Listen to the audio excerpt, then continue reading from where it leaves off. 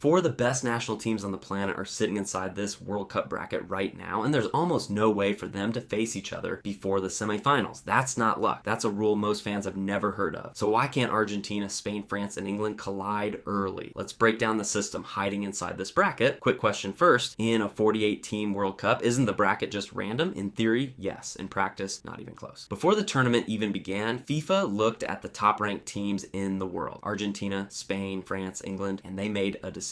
These four would be placed in the bracket, so they physically cannot meet until the semifinals. You'd assume a World Cup draw is just chaos. Anyone can land anywhere, not for the top seeds. The draw is random, but only inside invisible walls FIFA builds ahead of time. Here's where it actually gets complicated. This isn't the old 32-team World Cup anymore. It's 12 groups of 4 teams. The top 2 from every group move on, plus the 8 best third-place teams squeeze into a brand new round of 32. That's a longer, messier road to the final than fans are used to. More rounds, more matches, more chances for chaos, which was exactly the problem. With that much randomness, 2 or 3 of the best teams alive could accidentally eliminate each other in the round of 16 or earlier. Imagine Spain and Argentina knocking each other out before the quarterfinals. Great TV for one night, terrible for FIFA's biggest broadcast moment of the tournament. So here's the fix. FIFA split the entire knockout bracket into 2 halves, almost like separate weight classes in boxing. Argentina and France sit on one side of the bracket. Spain and England sit on the other. As long as they keep winning, they cannot touch each other until the 2 halves reconnect at the semifinal stage. Basically, FIFA is doing what every boxing promoter does. Keep your 2 biggest stars apart until the title fight actually matters. And here's the payoff. Because of this seeding, the earliest possible moment 2 of these 4 giants can meet is the semifinal. Not the groups, not the round of 32, not the quarterfinals, the semis at the very earliest, which means if the plan holds, at least 2 of these 4 superpowers survive deep into the tournament and collide on the biggest stage football has. This is the part fans miss. FIFA isn't hoping for a blockbuster semifinal. They built the bracket to make one far more likely, but here's the catch. Seeding only controls where teams can meet. It does not control who wins. Any of these 4 could lose early to a team nobody expected, and the whole design falls apart. Seeding guarantees a possibility, not a promise. So next time you see Argentina and Spain sitting on opposite sides of the bracket, understand what you're actually looking at. That's not chance. That's FIFA making sure its biggest stars don't cancel each other out too soon, which brings us back to the start. 4 of the best teams on earth kept apart on purpose until the tournament finally forces them together when it matters most. So here's a question worth sitting with. If FIFA can basically engineer the perfect matchup on paper, does that make the World Cup better? Or does it quietly remove the beautiful chaos that makes football worth watching in the first place? If this finally explained a rule you never understood, subscribe. We're breaking down every confusing part of this World Cup, one video at a time.